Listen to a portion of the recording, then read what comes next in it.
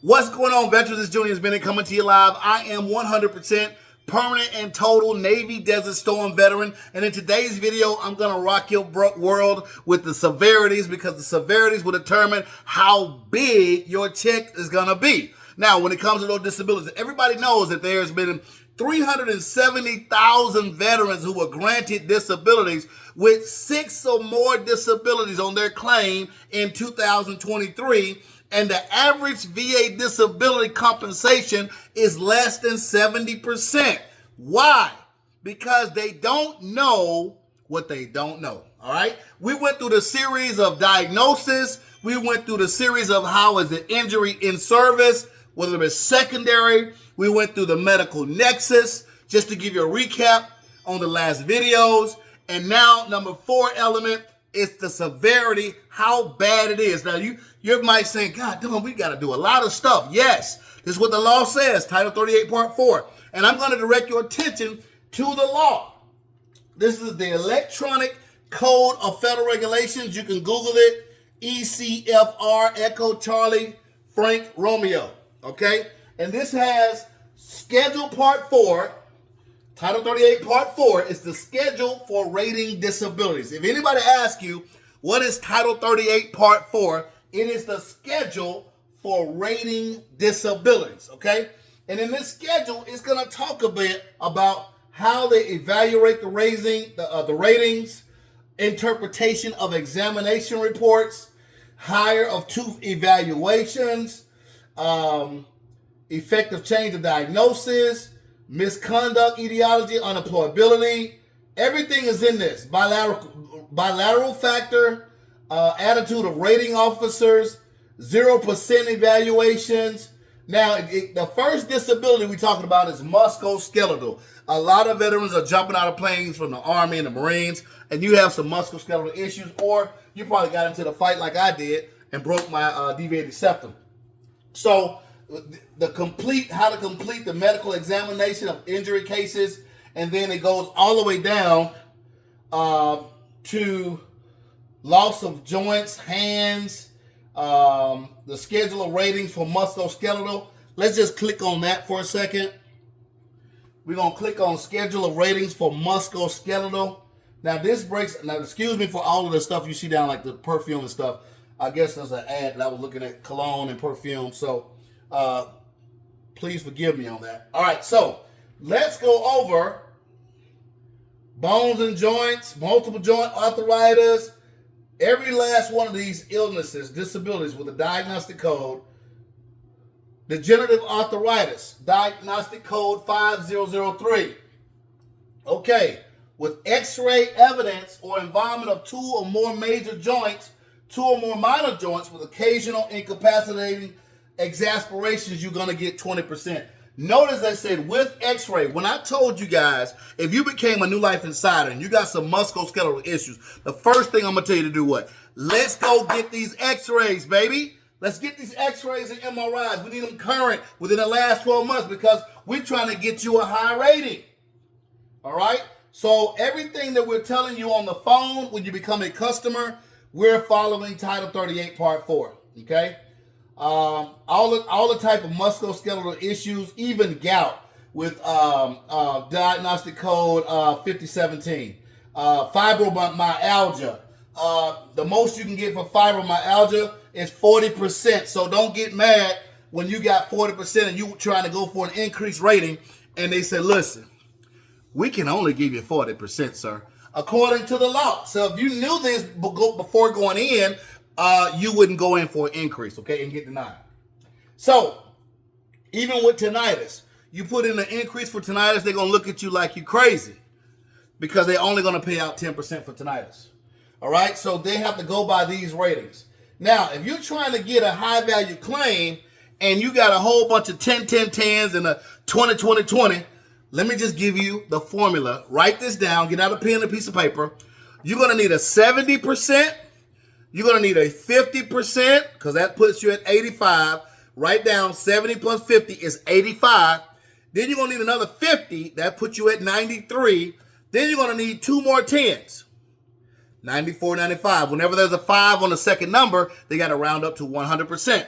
A lot of times you call in and ask, I want to get to 100%. Everybody wants 100%. I know. I would want 100% too. But if your disabilities does not demonstrate the severity, you can kiss it goodbye. Now, what else can make a 50? You can have two 30s, which is 60 in real math, but in VA math, it's a 50. So you can have a 70 and a 50 is 85, and you got two 30s. You think that's a 60? No, that's really a 50. So that now turns into a 93. Okay? So you got things like prosthetics, shoulder replacement. These are musculoskeletal. So let's move right along. Let's get out of musculoskeletal. Let's go back and let's go respiratory system. Respiratory. That's going to be dealing with deviated septum, what I have.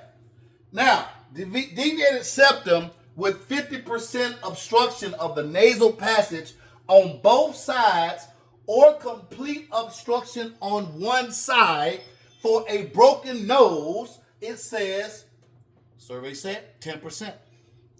It's right there, 10%. You can't send in a 526 EZ, ladies and gentlemen, for an increase on something that's only going to give you 10%. That's a low ball rating. I'm not saying to not claim it because I had to claim it to get the sleep apnea secondary to the deviated septum. Now, the sleep apnea is a different diagnostic code, and it's in the respiratory system, but it pays out more. Let's move a little longer, a little further. Sinusitis. Let's look at the diagnostic code 6510, and it says general rating for sinusitis, sinus issues. Okay. Now, you can get as high as how much? 50% if you are following with radical surgery for chronic osteomyelitis. You already know if you haven't had surgery, you can't get to 50%. 3 or more incapacitating episodes per year of sinusitis requiring prolonged, lasting 4 to 6 weeks with the antibiotic treatment, 30%. All right. Remember, I was talking about 230s could be a 50. If you had a sinusitis and a rhinitis, you could have 230s, and that'll give you a 50%. Okay. So I'm just giving you all this stuff for as your schedule of ratings, how you're going to find it. And like I said, you can Google ECFR for Electronic Code of Federal Regulations. Let's go further. Emphysema, obstructive pulmonary disease, if that's COPD, how they rate that. Let's go further. Tuberculosis, non-tuberculosis, everything that you can think of a respiratory issue, ladies and gentlemen, is here. On the ECFR, lung disease, how they're rating the lung disease, sarcoidosis. Let's go up to sleep apnea. That's a commonly claimed diagnostic code 6847. Stay with me, guys. I know there's a lot of technical stuff, but now you're going to know, look, I'm at 60%. How do I go to 100%? If I got a diagnosis of sleep apnea, I know darn well sleep apnea center, obstructive, central, or mixed. The highest you can get for sleep apnea is 100% only if you have chronic respiratory failure with carbon dioxide retention, requires a tracheostomy. That don't sound too good. That sounds like they gonna take some stuff out. I don't want you taking none out of here. Anyway, all right, requires the use of breathing assistant device such as continuous airway pressure machine. A CPAP, ladies and gentlemen, can give you a what? A 50, not 100. If you got people lying to you, telling you, man, you can get this rated, you know what you do?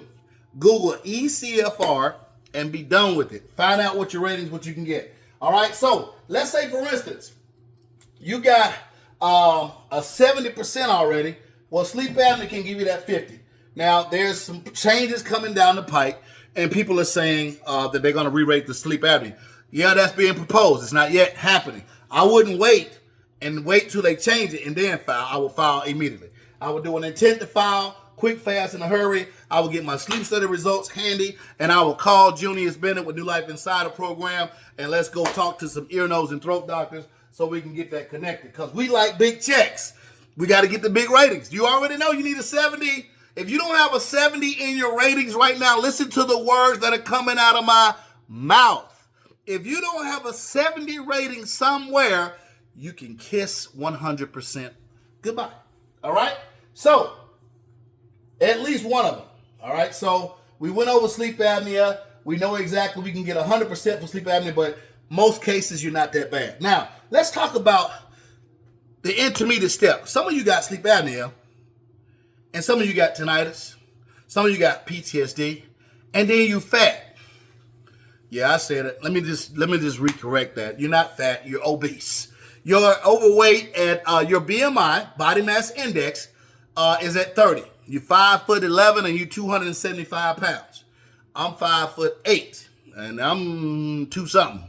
And I know my BMI is 30, but I'm just giving an example.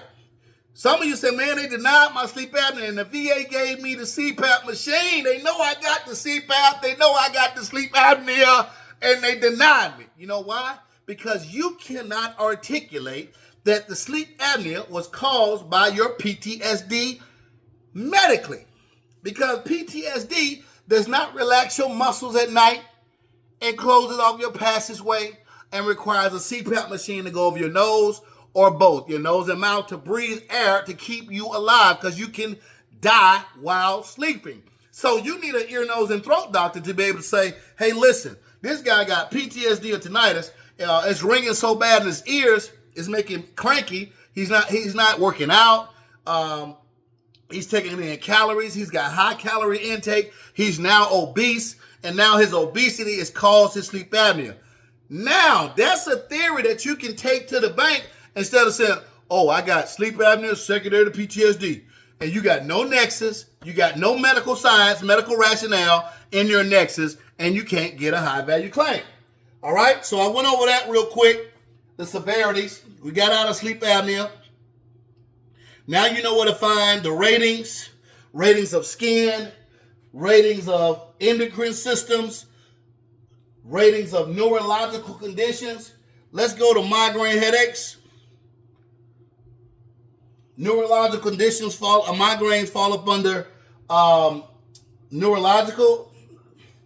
Okay, the diagnostic code, if I'm not mistaken, is 8100. We're going to pull up 8100. Give me a moment. It's coming. Wait for it. Where is it? I'm talking smack. Keep on going. Let me see here. Give me a moment. Oh, there we are, down at the bottom. Okay? Diagnostic code 8100. Some of you guys got migraine headaches, but guess what? You're not complaining. You're not getting a diagnosis. Oh man, I got migraine headaches 2 to 3 times a week, and I just take some over the counter. Keep taking the over the counter and not collecting your check. Go right ahead. Because if you get your diagnosis in order with your migraines and be able to document how bad your migraines are, and it's being aggravated by your tinnitus, even though you didn't go to sick call for migraines, this is after the fact. The migraines can be secondary to tinnitus. Migraines can be secondary to chronic pain. Now, if you get it service connected and they give you a 0, it says with less frequent attacks at 0. It's right here. Don't argue with the rater if you didn't articulate and demonstrate on the DBQ, statement supported claim, lay statement, or nexus that your migraines are very frequent. Listen to this. Completely prostrating. What does that mean? You laying down in bed, lights off, music off, blinds closed, knocked out from that migraine, all right, with attacks of productive, prolonged. How long? Prolonged. That's a long time. It didn't say how long you've been attacked. It says prolonged. So if you're down on your bed and lights off, music off for 2-3 hours, 4 hours, that's what prolonged is. A prolonged attacks, productive of severe economic inadaptability. Severe economic inadaptability. What is severe economic inadaptability. Hey, boss, I'm having an eye problem. I can't quite see coming in today because my migraines is getting pretty bad. I can't see coming in, all right? Or you at the job and it's all getting close to lunchtime. He said, hey, boss, I'm not going to be able to see staying to 5. I'm having migraine attacks. I need to go home early. Now, when you going home early or coming in late, what does that do with an 8-hour shift that you're supposed to be working 8 hours to get paid? It cuts the check, right? So that's severe economic inadaptability. It's messing with your money. But if you don't have documentation, what kind of documentation? Maybe a note from your doctor or a note from your manager that has said he's leaving work early, he's coming in late, and his migraines are getting prostrated. He has to go in a dark room. We have to provide a dark room for him. Your migraine buddy statement. They got these things called migraine buddy that can annotate how bad your migraines are. You can get a 50% for migraines. So let's say, for an example, you got a depressive disorder rated at 70. You got your sleep apnea at 50. You got your migraines at 50. Now you're at 93. And you got a tinnitus. You came in the door at New Life Insider with a 10% tinnitus. What is that? 70 plus 50, 85. 85 plus 50, 93. And that 10% tinnitus that you came already in the door with, that's a 94. You need 10 more percent, just 10 now, 10 more percent to get to 95. So you need to be thinking about what else am I dealing with on a secondary basis that I can get a diagnosis for. I'm dealing with it, but I'm not complaining. You know, guys, y'all don't like to go to the doctor. That's y'all problem. That's why you're not at 100%. You've been too tough and too manly, and you don't want to tell nobody about your injuries. You may have type 2 diabetes. Ladies and gentlemen, if you on insulin, boom, that's 60%. If you on a diet, whatever, boom, that's like 30. There you go. There's your 90 plus 5, 95 plus percent diabetes secondary to what? You know darn well you didn't go to sick call for diabetes when you was 19 years old or 20 or 30. Your diabetes came after the fact because you got fat. Your body mass index is 30.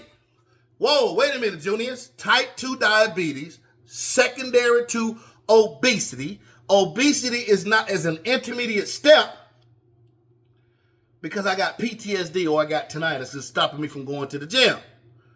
Wow, those are how you can get the severities. Ladies and gentlemen, I want you guys to pay attention. I'm not being facetious for nothing.